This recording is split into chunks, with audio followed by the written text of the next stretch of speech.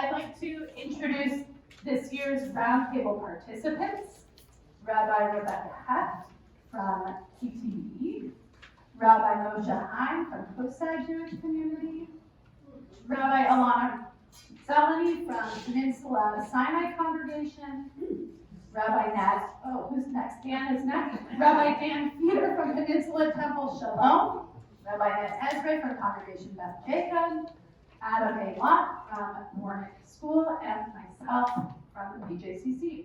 And with this illustrious panel, we have a slightly different format to experiment this year. We didn't want you to listen to 5-minute speeches times 7. So we will be discussing in 3 small groups, defined by the tables here, some sets of texts that address different aspects of Chesed that build upon each other. You might think of these segments as first, on the other end, foundations of Chesed in the world. Then in the middle, Chesed as a practice of presence. And finally, Adam and I will explore Chesed in decision-making and addressing policy. Each of these groups will have about 15 minutes to study out loud that you will witness. So in about 45 minutes, we'll do a Q&A. There are some index cards floating under your seats. You don't need them yet. We will have a chance to very quickly debrief with our next door neighbor, and together perhaps write a question that you'd like the panel to address for the closing segment. Our goal for this evening is to understand the depth of Chesed. What we want to invite you to do about script is to think about Chesed as a variable. Like, if you know any English word associated with it, try not to think about it. Really try to be open-minded about what the word Chesed might mean. We want to think about how Chesed is actually a profound choice that we all need to make on a constant basis, and how exercising that muscle of active Chesed is a specifically Jewish practice. We hope that tonight's discussion will give rise to new ideas of Gemilut Chasadim, translated often as acts of kindness, of ways that we can increase the ethical practice of Chesed with and beyond our community. So without further ado, let's start with the blessing of Torah. So we're going to say, Baruch atah Adonai Eloheinu melech haolam, asher kishanu b'mitzvotav u'tzivanu, la'asot b'divrei Torah. Blessed are you, our Lord, our God, King of the universe, who has commanded us to engage in acts of learning Torah. We give thanks for the opportunity to study our sacred tradition together, and I'll pass the microphones to our first group. Great. We'll need one more down.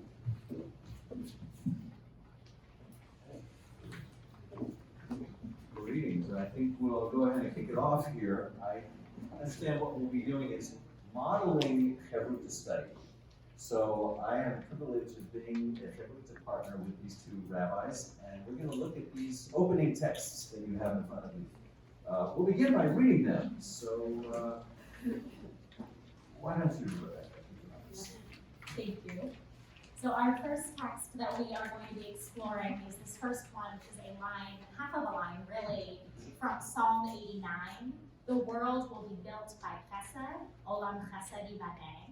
And we're going to put that in conversation or think about it in relationship with our second text, which comes from Pirkei Avot, a compilation of ethical teachings of the sages, which says, Shimon the righteous was one of the last of the leaders of the great assembly. He used to say, the world stands upon 3 things, Torah, Avodah, or service, and Gemilut Chasadim, acts of loving kindness. I was really fascinated by the psalm, and I looked up the rest of the psalm and some of the commentaries on it.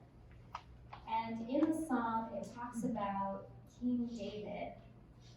And at the time the psalm was written, King David, his dynasty wasn't looking so good. So God had promised this bright future to David's descendants and leading up to the Messiah, and it was not in fruition at the time. And what this psalm does is say, don't worry, David, God is full of chesed, and that day will arrive. which caused me to look up the definition of chesed because I couldn't understand how it could be kindness to not have your dynasty, when you're anticipating it being eternal, not be eternal, at least it seemed at the moment. And what was fascinating is the word chesed does not just mean kindness, although that is how we commonly translate it in English. It also means faithfulness. And so one of the frameworks for me in this study is, why does kindness involve being faithful or steadfast? When you shared that idea with me, it was a profound idea, and it made me think more about kindness. It's not just being nice. There's something much more solid and deep about that. Faithfulness, I think, is a good descriptive. No, I love that idea. Especially, I was looking at some commentaries, and one of our commentators, Bartolomeo, who's a 15th century Italian rabbi, points out that we could read this in a couple ways. That this first text we have says the world will be built by chesed. As you said, maybe a comforting, a reassurance to create it. It's better than it looks.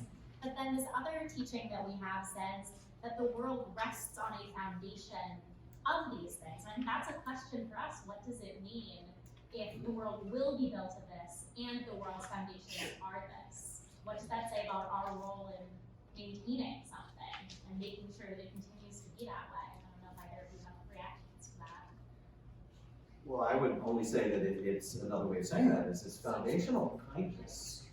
I mean, in the context, this quote, Pirkei Avot, there were other rabbis who said, no, the world rests on these three things. But this particular quote is Torah, Avodah, and Gemilut Chasadim. And I guess we're invited to really understand more deeply what Gemilut Chasadim is and why that is so foundational. When you shared your thought, Rebecca, I got this image of a tree. And when you plant a tree, you have to do it in a way that will continue to nurture the tree. And so my thought was, the start of the world was kindness. It has this great, there's plenty of soil and there's plenty of fertilizer and water, but enough air for the roots and places for them to expand. And then hopefully the process will continue, that as the tree grows, it will get stronger and stronger.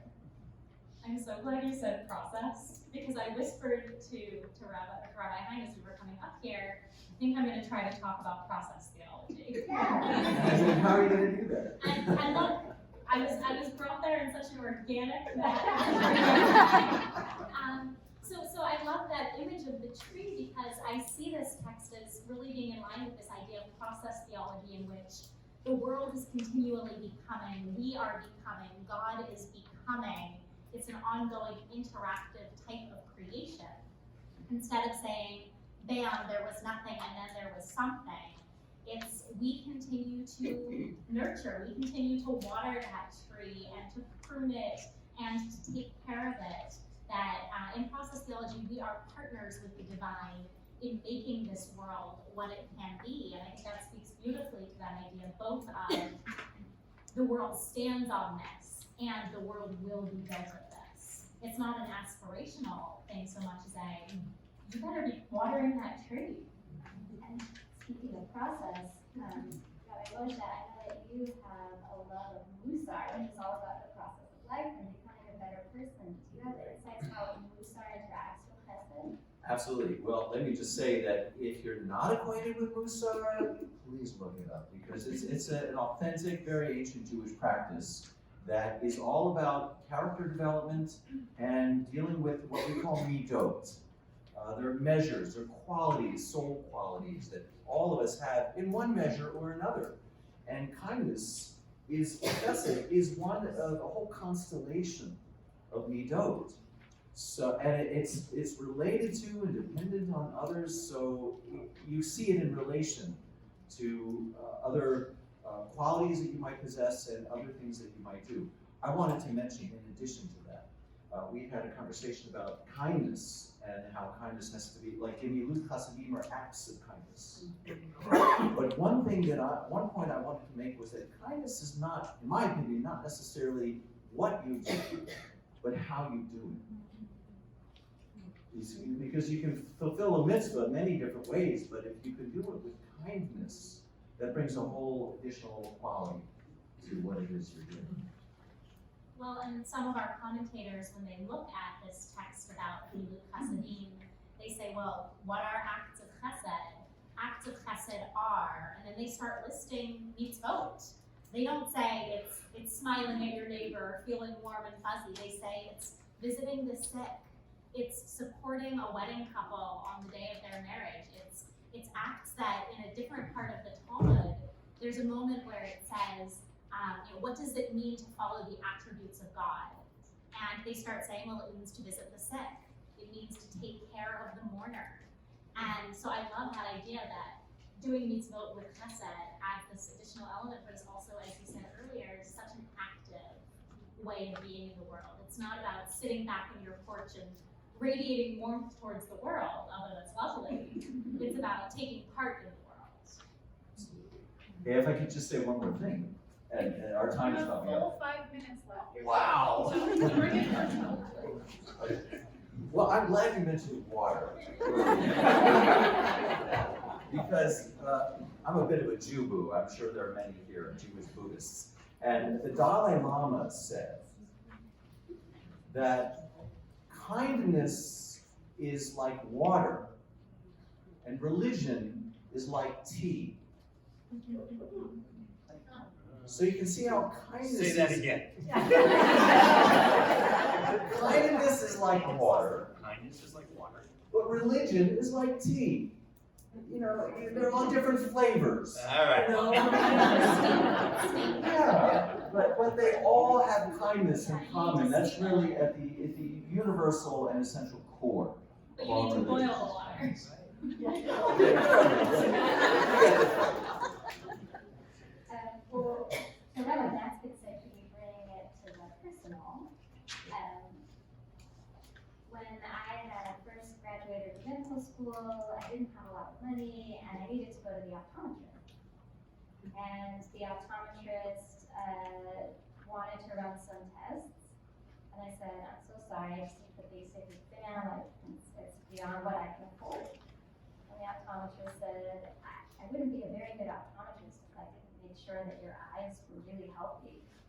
And then when I went to pay for the exam and the glasses, he had told the nurse to refuse any payment from me. And the whole time that I had that pair of glasses, I thought about how I was literally looking through the lens of kindness. So it wasn't, and he did it in a way that I didn't feel embarrassed, but I was able to accept this act of charity from him. That is such a beautiful story. Thank you. And you're making me also think about how we could read this phrase from Hecht that the world stands on three things. It could also be interpreted as the world was created for the sake of these three things. It's one of the ways the commentators look at it, and I think that speaks to that, right? It's created for the sake of these acts of kindness that we can offer and extend to each other. And that you still remember, I'm not gonna guess your age or what that was, but you remember that as this moment of just deep chesed that somebody gave you. The world stands for these things, right? That's a foundation right there. You know, though, I think we would be remiss if we didn't at least take a minute to comment on the other foundational elements here. There's Torah and avodah. Okay, now how we understand that? I mean, Torah we probably understand as learning, right, and teaching. You know what? The Torah could be anything from the 5 books in the Chumash to all of the sacred texts that have ever been written, to any conversation and study of those texts that happened. To anyone's truth, to which we say thank you for sharing your Torah. Yeah. So I think it's a yes and. Okay, so that's Torah. What about avodah? Avodah. Well, I mean, there is this idea of servitude or obedience or slavery tied into avodah. So what do we do with that piece? And chesed being loving kindness or faithfulness or a combination of those qualities? Well, avodah typically, I mean, it traditionally means, the service in the temple in ancient times, but it's come to be Which the understood. Kohen was born into, didn't ask for. But we can understand in more general terms as just service, doing service of any kind, to God or to humanity, just being service oriented. And maybe even when you don't want to. Maybe when it's not fun, when you'd rather be doing something else, maybe chesed and avodah, and you're trying to say, I'm going to overcome my inclination to do something I prefer to do because this is the foundation of the world and the future which we hope to see the world rebuild. I think that that's also so perfect as we approach the high holidays, because as Rabbi Laurie reminded us when we were preparing and deciding what texts we wanted to explore as a group, in the high holiday liturgy, we call upon God using the 13 attributes that God shares with Moses, among which we have Olam Chesed Yibaneh, great in chesed and in truth or in faithfulness. And that idea that I assume we all want to be in high holiday services, so it's not an unwilling avodah. But that we show up, we do something that takes time and energy and effort, and it is a service, quite literally, an avodah. And we proclaim that God is great in chesed. And I think that's an amazing place where those things come together, Torah, avodah, and chesed. Amen. I want to say just one more thing. Yeah. I have to say, one of my heroes is Aldous Huxley. And he said, this is something I had to get in here. He said it's a bit embarrassing that after spending my entire life, thinking about and writing about the problems of being human, all that I could come down, the most I can say by way of advice to anyone is just try to be more kind. So I think that sums it all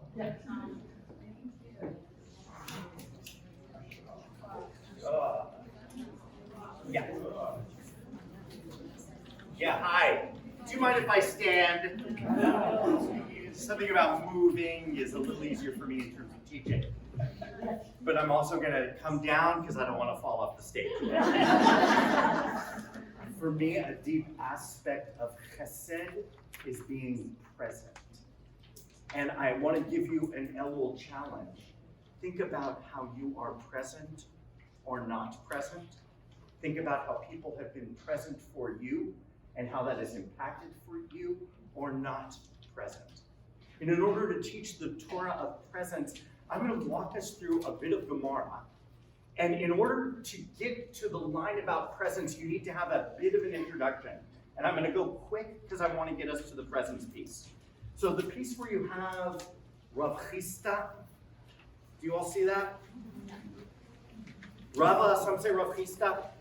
The theme that they're looking at is suffering. Better, thank you. The theme they're looking at is suffering. And they ask the question, if you encounter suffering, what should you do? By the way, this is a good theme for a future roundtable. If you encounter suffering, what should you do? And then he gives a bunch of answers. Answer number one is examine your personal conduct. By the way, often our suffering has to do with our personal conduct. I've shared with this audience before and with my community, and it's easy because it was a long time ago, that a defining piece in my life was having a cardiac incident 21 years ago. That was suffering. And I had to ask myself, what do I do with this? And a piece of it is I had to look at myself. I had to say, some of my behaviors, in terms of how I care for myself, I need to work on. And actually, I came to understand those things deeper and deeper and differently as years passed. And I love that Judaism is not doctrinaire, because the next thing says, but maybe you've looked at yourself and you've done nothing. Several of you I know have felt like you've gone through tough things, and it's nothing you've done. So look at the second thing. It says, well, maybe you found no transgression. Attribute the suffering to dereliction of the study of Torah. And by the way, part of me reads that and says, oh my God, really? But Torah is the breadth of all knowledge. And I know that as I was looking at issues of health, there was what to learn. And so when I'm suffering, I need to ask, have I learned all of the knowledge that there is to learn about this suffering? And often the answer is absolutely not. Let me dig into that. And I love, once again, that it's not doctrinaire. It says, but you know what, maybe you've studied everything. Maybe you really know it. Maybe I've read every gosh darn journal about cardiac health, and I'm an expert, and I do it all. Then it says, it's fascinating, it says, and understand this as, look at that second piece, that third piece, Yisurim shel Ahava, which is translated as sufferings of love. I think this is a concept that could be most misunderstood. What? I'm suffering? This is sufferings of love? Like there's some reason for it? You kind of rebel if you read it on a certain level. For me, sufferings of love means, what have I learned from this? And one of the ways that I try to approach and teach difficult times is saying, what have I learned from this? And I share with you the story of a cardiac incident because it's been one of the greatest blessings of my life. Really. I have learned so much about who I am and how I behave and who I want to be and how I can be to other people. This has been an amazing blessing for me. The love is the lessons that emerge. So my question is connected to my suffering. What are the lessons that I'm trying to pull from them? A good Elul question. And then, as often happens, you move down the Gemara page, and they'll bring you a story that will contradict the previous teaching. Here's the piece I want to get us to in terms of chesed being presence. Rabbi Yochanan's student, Rabbi Thea bar Abba, fell ill. So you earlier talked, I loved that they said chesed is acts. Chesed's what you do, it's deeds.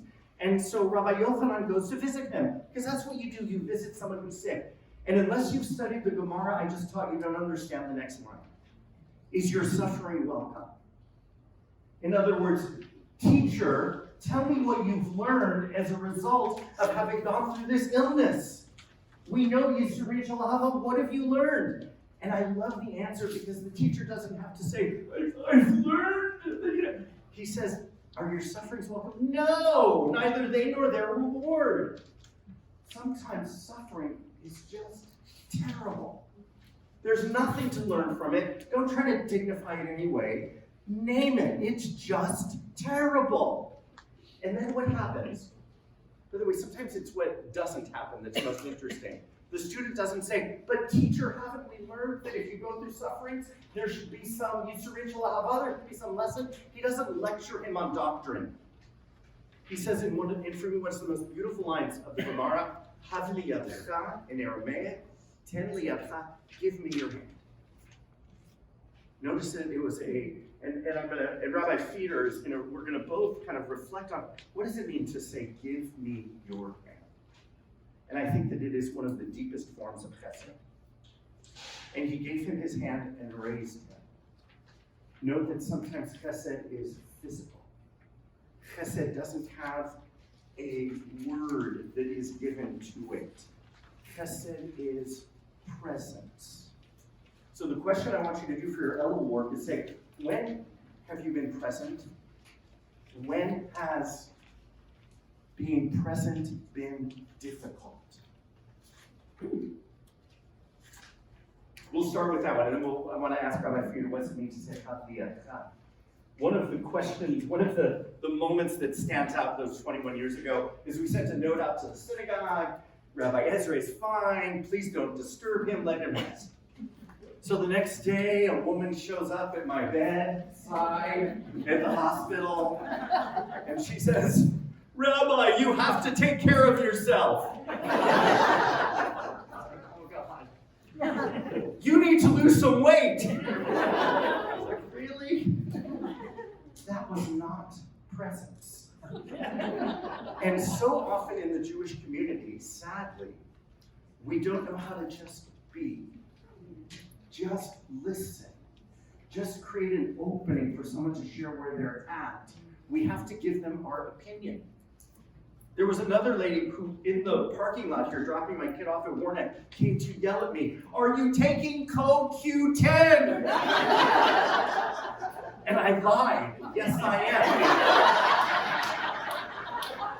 People don't know how to be present.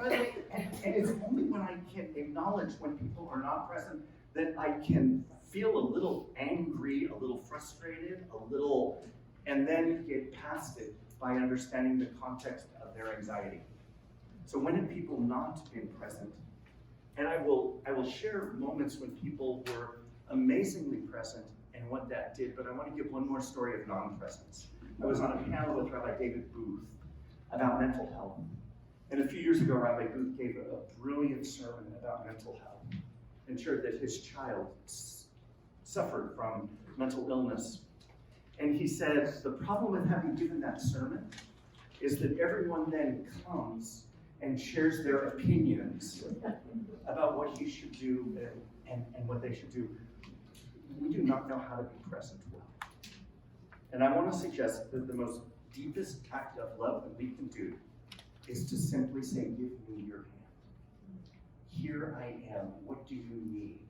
Let me help lift you through my presence and love. And there are a lot of different things Havli Yadcha could mean. So I want to ask Rabbi Frieder, what does it mean to say, give me your hand? Oh, that's a very good question, Rabbi Ezray. How's the volume with this microphone? You're good. I think one of the reasons we have 613 mitzvot is that every mitzvah tells us something to do. Chesed is how we do things. It's not exactly what we do. And so, just as, say, the 613 mitzvot lead us to discuss the importance of chesed, because without chesed, doing the other 613 mitzvot won't necessarily make the world a holier place. And similarly, lines in our tradition, like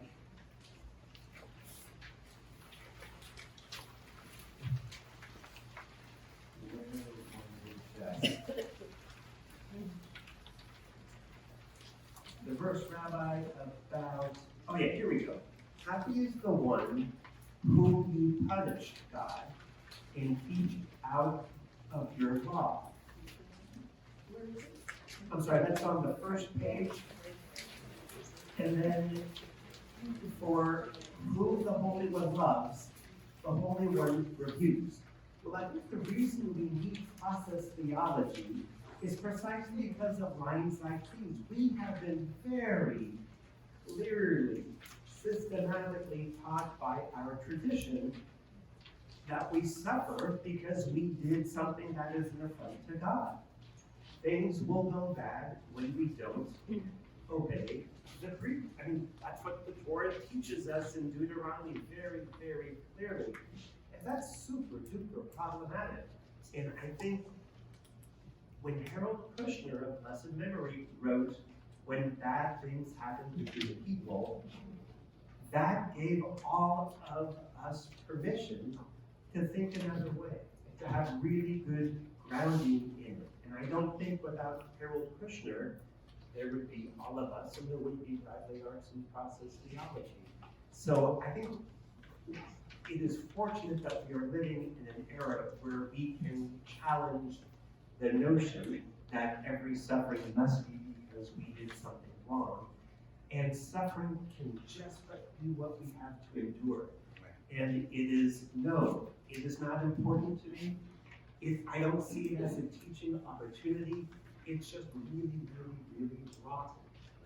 And I think that's a hard thing because we want to think there is some good that's going to come out of this. But I think that's kind of an affront to everybody involved. Suffering isn't an inherent good. It's something that every one of us does need to learn how to endure and how to be resilient. And like you said, we need to do things with kindness, like how we look at the other, how we are present with the other in ways that aren't annoying and irritating, and to actually, or metaphorically, lift up the other person's hand. And so Rabbi Ezray and I were talking last week, what are some of the biggest faux pas that we've seen in pastoral situations? Either that we've heard people say that others, perhaps mistakes that we have made. And some of the things that we talked about were, one, the importance of just being present with another person in a way that manifests chesed. And I love that phraseology, which I think was Rabbi Ezray, which is why I said it. I love it so much. Because it's not that you do chesed. You do something in a way that makes chesed manifest for the other person. You can't chesed another person. Another thing we talked about is the importance of being present and avoiding glib answers. We tend not to say in the Jewish world, in the mourning situation, that person's in a better place. God wanted that. We tend not to say things like that, and the audible reactions, I think, is very rightfully an affront to us. I think it's interesting, we all turn to biblical dictionaries and rabbinic dictionaries and commentaries, and in the biblical dictionary, the esteemed BDB, Roundtable Dictionary, chesed means showing goodness and kindness. Again, it's not a literal thing we do, it's the way we do it. It's the kindness that we manifest. And one of the things that Rabbi Ezray posed was, what would it look like if we demonstrated or manifested chesed in places where we don't necessarily think about chesed being a foremost present value? He said the Board of Trustees meetings. What would task force meetings, what would Board of Trustees meetings look like if we were naming the attribute we wanted to manifest?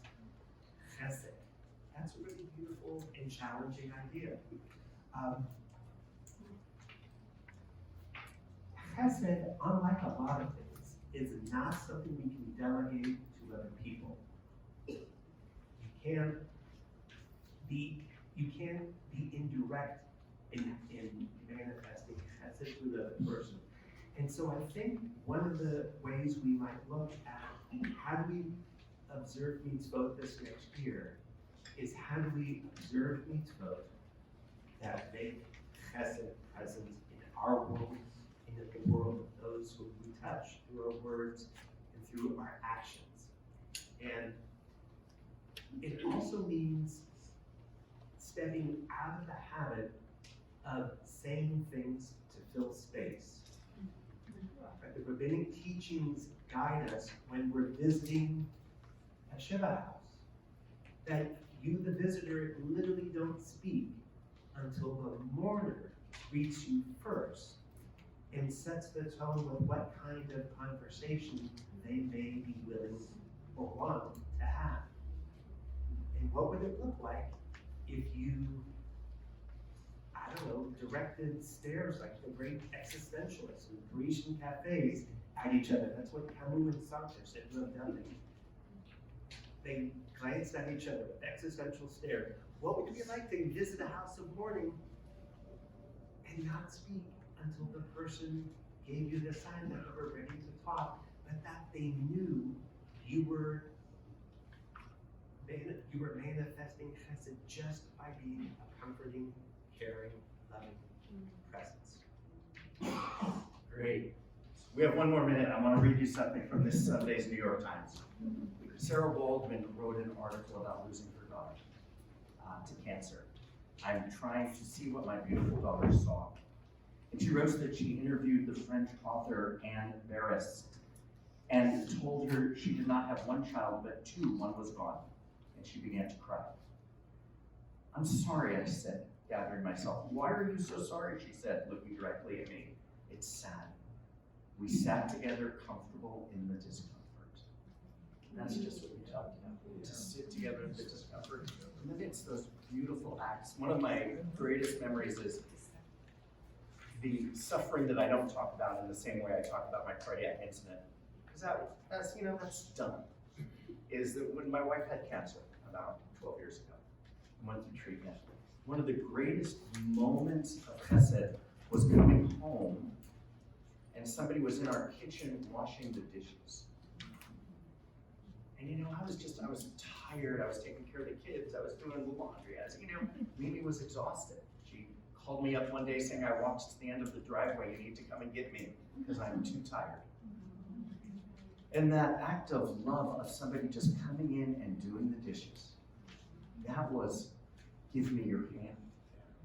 And so thinking about where we may give that statement because we're uncomfortable, where we may avoid seeing someone. A lot of people were a little afraid to talk to me after I got sick. They really were. Where have I been avoidant? A lot of people come to me and say, Rabbi, I don't know what to say to Shiva House. Just go and be present. So I'm hoping you can dig into where being present is a challenge, where being present has been a challenge, and where else you may be present for others during this year of Chesed.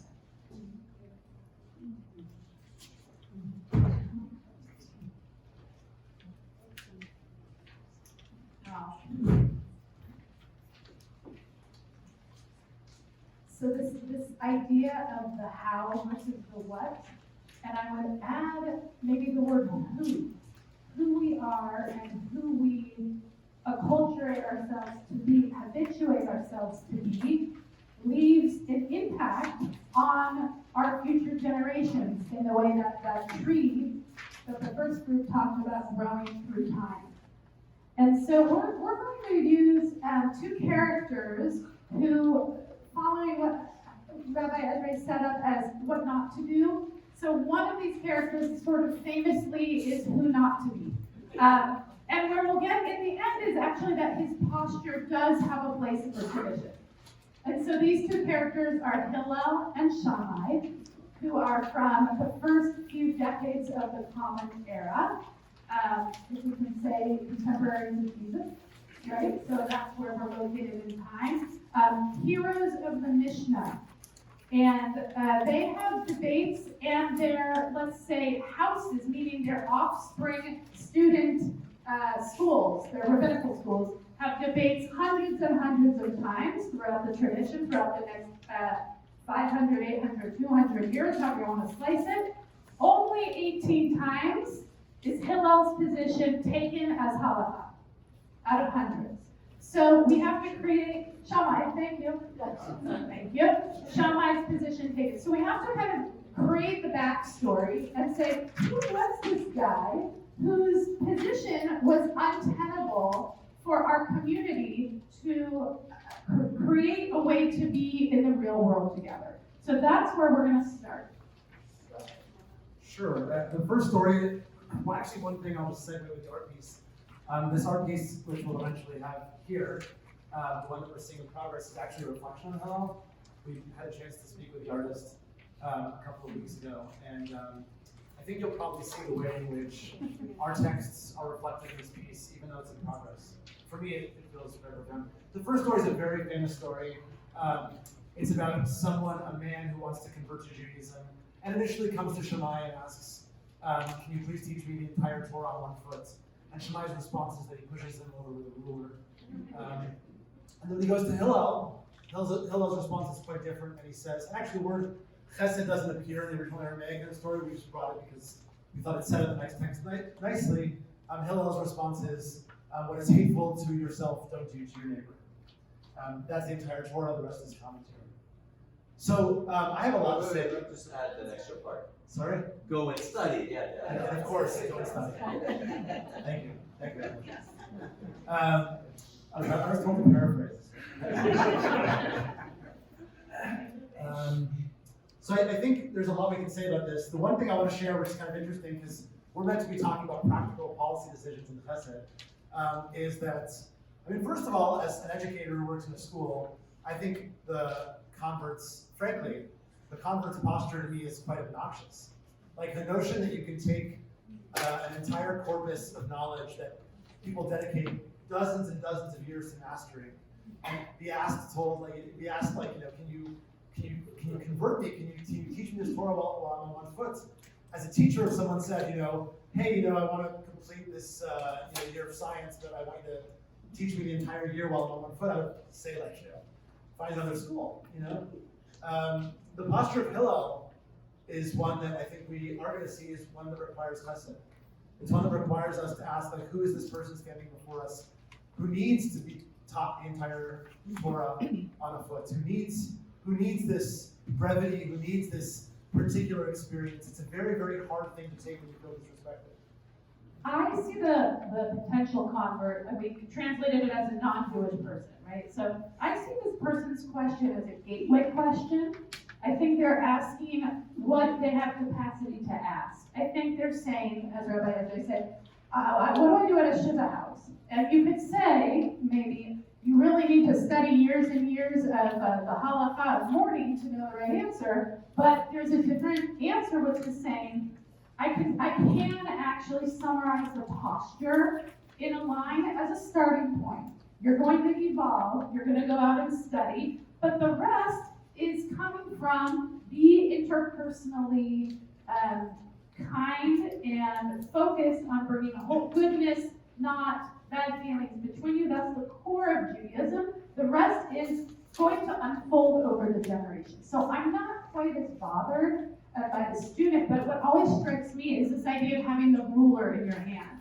And we're going to see in the next text that Shammai is overly didactic. He cares about little jots and tittles. He cares about the math. He wants things to be precise the way they used to be, and he's always calculating. And so the fact that he's holding the ruler, in a sense, I want to say is the opposite of give me your hand. I'm busy with my preconceived notion of what's important. I'm refusing to see who you are in front of me. I cannot give you my hand because my hand is occupied with the jots and tittles of every little detail. But if we can actually shift to start with chesed, start with the how, right? Na'aseh v'nishma. First, let's understand the posture and get to a point of activating. Yeah. I think before we get to the second text, it's worth mentioning, just to come back to the ruler concept. This is a lesser known fact about Hillel and Shammai. We're told in a book called Pirkei, Avot Rabbi Natan. We're told that Hillel and Shammai schools had different admissions policies. I see our admissions director. And that Shammai's school only accepted very wealthy students and students who were exceptional. So students from good families and students that passed whatever the entry test was. And that Hillel's school accepted everyone. Anyone who wanted to learn was welcome. And I often ask my students, this is getting into the matter of policy that I think we're going to talk about. I ask my students if I tell them that, which school would you want to go to? And usually, 95% of the students will say, I want to go to Hillel school, wherever, And then I say, well, which one would you want your future children to go to? And then the percentage changes a little bit. They say, Good school. Yeah, I want my kids to go to Stanford, I want my kids to go. And then, right, if I ask them, then it's still like 90-10, But then if I ask them, well, if you need brain surgery and you want a doctor to operate on you, do you want someone who graduated from Shammai school or do you want someone who graduated from Hillel school? And I think there's something to be said about the fact that Shammai is holding a ruler and that we have this tradition that is seemingly inaccessible to most.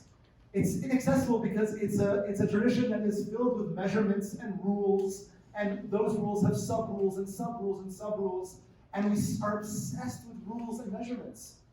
And it's inaccessible, and at the same time, it's precisely that rigor and that intensity that has fueled our tradition for thousands and thousands of years. It's precisely what has given us that intellectual capacity to offer so much to our community in the world. And so it's hard because maybe that ruler stops us from opening our hand, and at the same time, it's been an incredibly powerful vehicle for us to progress as a civilization. So with that, we're going to introduce Chesed in relation to Gevura, right? That's where we're going. So some of you may have heard of this in the Kabbalistic Sphira, the Sphirot, the chart of energies. We're going to simplify it tonight. And we're going to say that in sort of a yin-yang way, or two scales, there are some primary energies that exist in the world, and we can say they come from the divine source, or we can say they're inherent in nature and how society works, right? Or even how the logical world works. So chesed, this kindness, this openness, this presence, and that kind of generosity wins, let's say. And on the other hand, we have gevura from the word gibor, or strong. And sometimes it's translated as strength, discipline, boundaries. Sometimes bossiness can be part of that. There's some gender stuff. Adam and I had different reactions to the word because of what it means to be a woman that has strength and a man who has strength, so I want to put that on the table. But these two qualities are always in some kind of relationship. And so we're going to now see a much later Hasidic understanding to say, how do Hillel and Shammai manifest qualities throughout the generations, right, of these boundaries and limits and overflowing chesed on the other hand. Yeah. And basically, I'll paraphrase this text as well, and if anything out, please fill in. But basically, like, we're told that Hillel and Shammai had two opposing views. We know that Hillel was always accepted, but there's this beautiful, beautiful phrase that's used often, especially in the liberal Jewish world, which is Elu ve'elu divrei Elokim Chaim, which you'll see on the last text. Yeah, where it says Kedushat Levi on the bottom of page 2, that's where we'll paraphrase, even if you want to do it. And it's a way of saying that both Hillel and Shammai have words that are words of the living God, meaning even though we take Hillel's perspective, a very, very common, commonly cited disagreement is, should we light the Hanukkah candles, from fewest to most, or from most to fewest, like that, so if they're both, if we always take Hillel's opinion, why do we always cite Shammai's? And because they're both words of the living God. And what's beautiful about this text is that, and I'm not going to read the whole thing, is that we're told that every single person interprets Torah according to their own worldview. If you're from a world of chesed, then you interpret it according to chesed, perhaps with a little bit more leniency. And if you're from the world of gvura, then you interpret it in that way.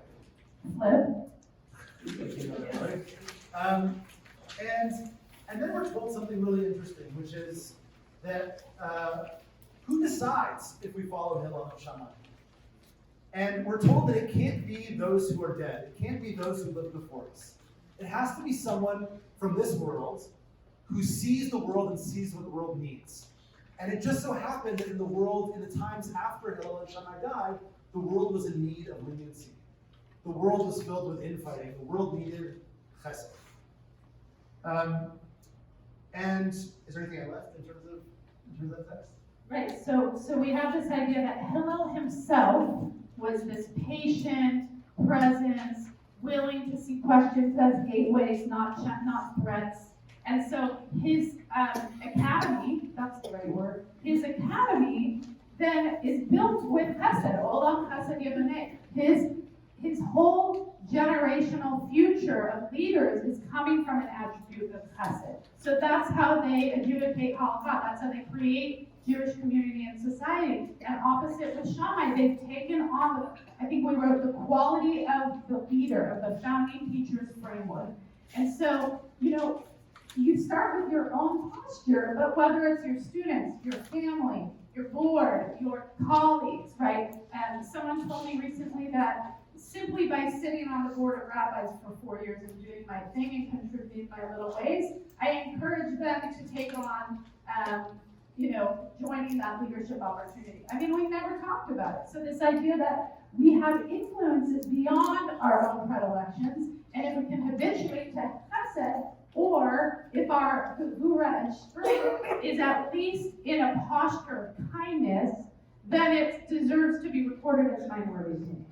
Yeah, and I guess the other question is, are there times, I agree with what you said, are there times when the world needs gevura, and the world actually does need chesed? So I'm thinking about, sorry? I just said that. I'm just thinking of myself as a fairly insolent teenager, and the gevura that my parents needed in order to make sure that I fulfilled certain, expectations that they had of me Jewishly. And I'm not sure that an orientation of chesed would necessarily work. So I think that's also, we record both of them because they're both they're both living words of God, but they're also there because there are times when perhaps we need to gevura. So what we're going to do questions in a little bit, but what we're trying to bring us to, sort of, we wanted to be the tension and the release, that chesed isn't the only a part of the equation. And I would even go as far to say that other religions, other tea flavors, Moshe, maybe really prioritize chesed and lose any framework of acting in the world. There are religions that grew out of Judaism that completely abandon mitzvot and say the chesed and the feelings in your heart are enough to make you that religion, And Judaism says there's got to be some framework of action to hold us accountable to each other. Just some other examples that I'll hint at without getting deep into. How do we create community policy where people of different religious observance levels can feel comfortable? We actually adjusted the time of our Slichot event so that people who are Shomer Shabbat could join the community event, and we're not out so late that people who don't love driving in the dark are, out at 11 o'clock. So we were dancing in Chesed and Gevura even in that. And what kind of students, as you said before, who maybe have certain learning needs or special situations or financial limitations can access Jewish education? How far can our chesed go when there's actually a line that if we don't acknowledge it, we do a disservice to everybody? So we're trying to introduce this tension, and what's beautiful is that we get to acknowledge chesed is that primary framework that builds the world, and by doing that, it allows the gevura and the boundaries not to feel irritating, to use Rabbi Peter's word. One more word from you? Sure. I just want to. So I love what you just said, Rabbi Laurie, and I think you're talking about policy in a community, and I think that's completely accurate. And I just want to kind of perhaps try to return full circle to something Rabbi Hecht, Rabbi Zelony, Moshe said about water. And I just want to invite us to look at the art again, because I think it really is inviting and to see those as chesed and gevura. I think everyone has a very individual, particular high holiday experience if you're someone who goes to synagogue.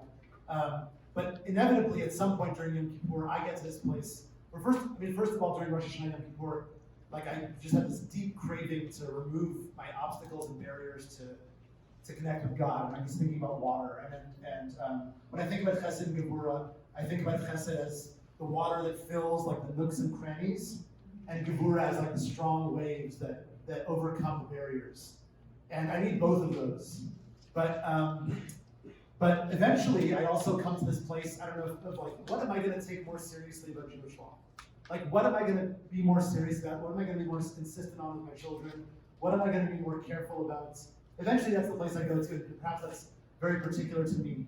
But I recognize the places and the ways in which I need both to act with chesed towards myself and my family, and to gevura, and to really, just to come back, to really see Torah as water, and to crave water, and to crave to be immersed in water, and to crave that the water will both fill the nooks and crannies and also overcome all of the barriers within myself. So I really appreciate that invitation to think about it like water. That's it.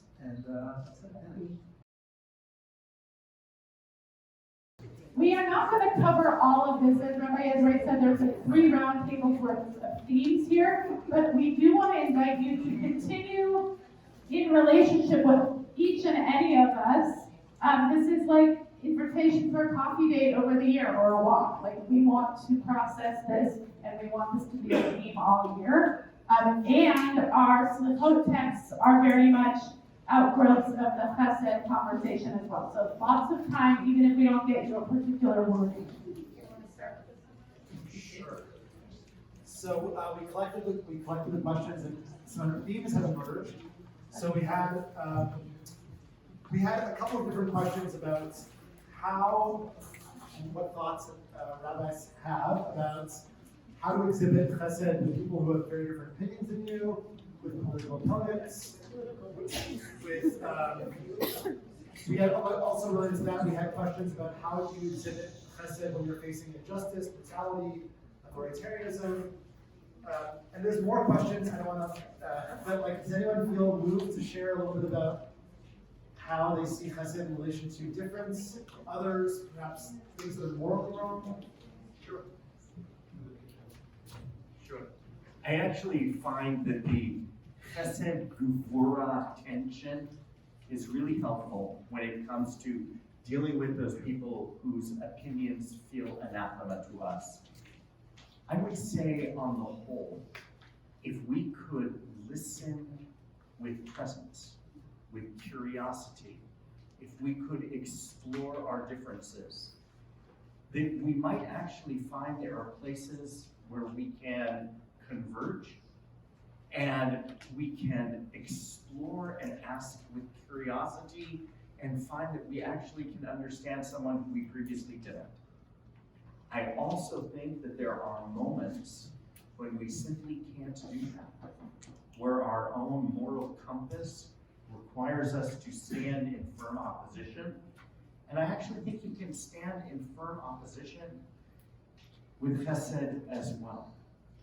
You can condemn the policies being advocated without condemning the person.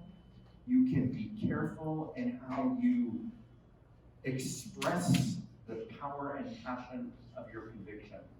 And so I think that gevura and chesed are very important concepts when it comes to dealing with people whose opinions feel anathema to us. I'll mention something just from the perspective of Musar. There's this principle that every situation requires a different balance of chesed and gevura. So it really is very situational. But one other principle is you should always lean a little bit to the side of chesed in any situation. So another question theme is the idea that when we mess up because we didn't do the pastoral visit right, or we had too much Tylenol ourselves and we were cranky when the person came to visit us. You know, we don't always activate our values, and especially in tense situations, or if we're somehow under the weather, whether that's physical or psychically, we don't always get to this level. So the question is really, when someone doesn't achieve the interpersonal chesed we hoped for, how do we either let it go, or counsel them, or give some some lack of judgment, some space to their human imperfection, and perhaps assume that they've tried their best. And any thoughts on that? It reminds me of our disagreement of the person who approached Shammai, right? So any thoughts on how to deal with that, how to coach people without feeling that frustration for our own good?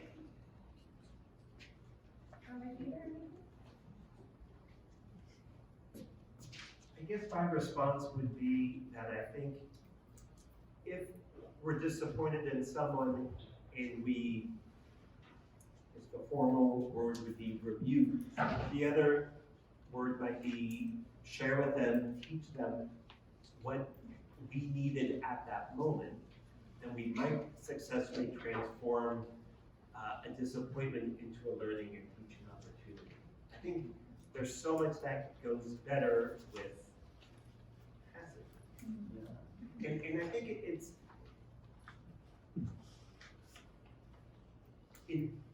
in reference to the question that you answered, I think oftentimes what is hard to bear about another's positions isn't simply their position, but the way they're saying it. And maybe it reflects an assumption that you're not aware of this issue, or you don't know as much as they know, which is why they feel that way. But I think assuming that other people are intelligent and well-read and well-thought, and we don't try to speak to teach rather than to share. Just to add to that, there's a concept concept in some activist circles of instead of calling out, calling in, which is to say, I'm not sharing it, to use your word, Rabbi Peter, I'm not sharing this feedback with you to shame you or to mock you or to humiliate you. I'm sharing with you because I care about you and I know that you come from a place of good, and together we can learn and together we can be better, which I think is instructive for that, to call in instead of call out. By the way, I love that. And how you call in is an art. And to reflect on how do I call this person in a way they can hear it is very powerful. You know, I gave the examples of the people who came and were just not helpful. I think sometimes some people you can't call in, they're just not capable of that behavioral change. And in that case, I really believe that to be able to name the pain, not to that person, but to ourselves and to a trusted one, so that you can contextualize the situation to deal with it with compassion.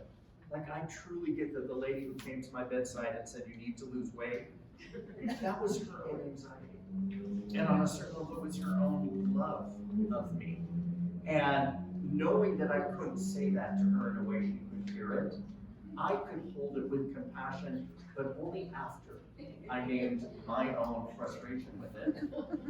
And I'll also say that more people can hear when they didn't do it right, when they're dealt with kindness. Wow. And I had a great moment in my life, I was rushing out to visit somebody who was on a deathbed, and a woman was coming into the shul, and I hid, by. And she pulled me aside a week later and said, if you had just taken a minute and acknowledged me, it would have made me feel much better. And I thought, nothing is so burning, even a deathbed, that I could have stopped for a minute and acknowledged her. And that person saying to me, you weren't present the way I needed you to be with Chesed, was one of the greatest learnings in my life.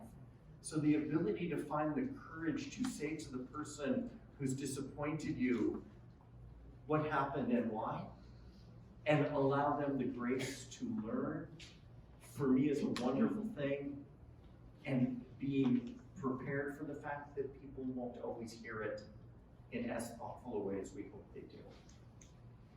Beautiful. So, we've decided that's a reasonable stopping point for the questions, even though we're consulting on how many more to squeeze in, but in the spirit of Chesed, I think letting that sink in is a nice idea. The rest is commentary, go and study. So, a couple things, and we're gonna close with a song that, besides, remember that sleepover is Saturday, not Friday. Besides that, we made a conscious decision tonight to do Chavruta and to model having textured discussions in a Chesed framework that are elu be'elu, these are all the words of the living God. Somebody asked, what do we mean by living God? And I think it goes back to this idea that only the people in this room, in this generation, in this community can answer how do we give life to each other and not take life away from each other. So we made a conscious decision not to talk about community initiatives tonight. Of course, all the organizations up here are committed to working on a curriculum of Chesed in different ways, whether it be board meetings, like you said, whether it be team programming, whether it be who we bring to speak with us. But if you're involved, and I know you all are, in your home community, as it were, think yourself on how you'd like to activate and be a leader in the many thousands of people in our community who aren't in this room. I counted 150, so if 150 of us take on one or two projects that are Chesed oriented, we can really make a difference. So we're not avoiding concrete tactics. We just want to start here, and then we will work that together through the year. Okay, so you have an evaluation. It's really important to us to be able to track. Don't do it now, but it's really important for us to track both your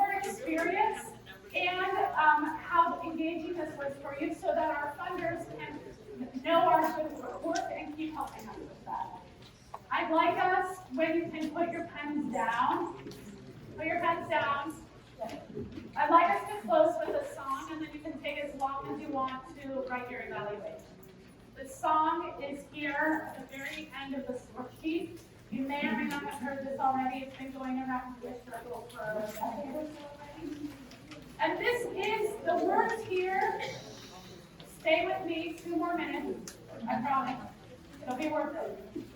The words here are text number 1. So we're literally going full circle back to Olam Chesed Yibaneh and building a world, planting that tree of love, and having it grow, growing chesed in our community together. So Olam Chesed is the